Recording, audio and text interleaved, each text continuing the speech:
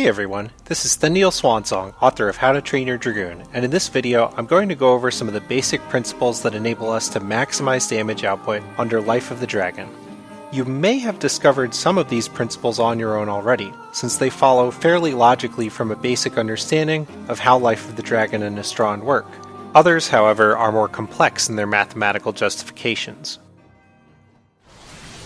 Let's begin with three main principles of Life of the Dragon.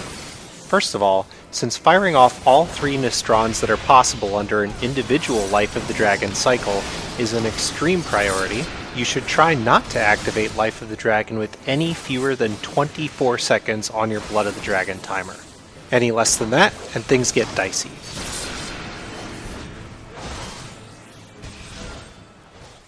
Second of all, never waste or miss a Mirage Dive if possible.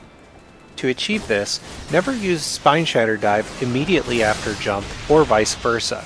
It's vital that you first expend the Mirage Dive that you obtain from the first of the two jump attacks.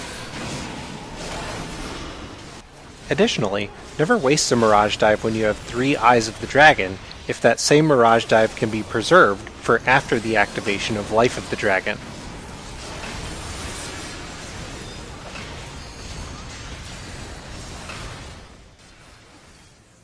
Finally, you should heavily prioritize the rapid use of Jump, Spineshatter Dive, and Geirskogul. The faster we use these skills, the more frequently we will be able to enter Life of the Dragon. There is one small exception to this third rule, however.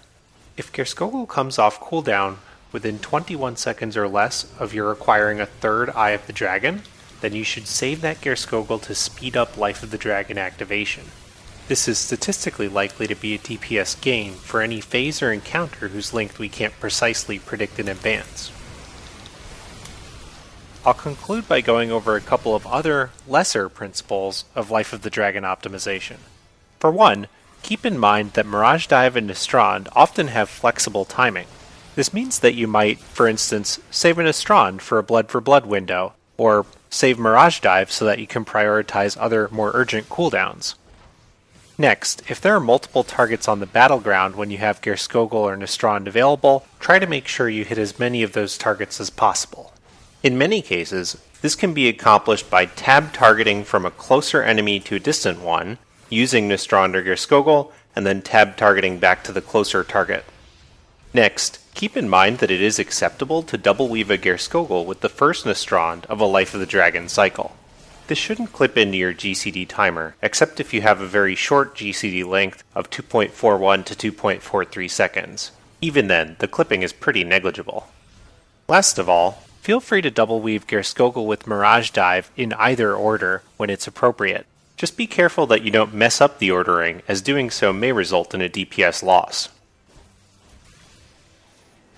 For more information on how to optimize Dragoon and Stormblood, please check out my other Stormblood YouTube videos, and check out my written guide, How to Train Your Dragoon. Thanks for watching, I hope that you found this video helpful.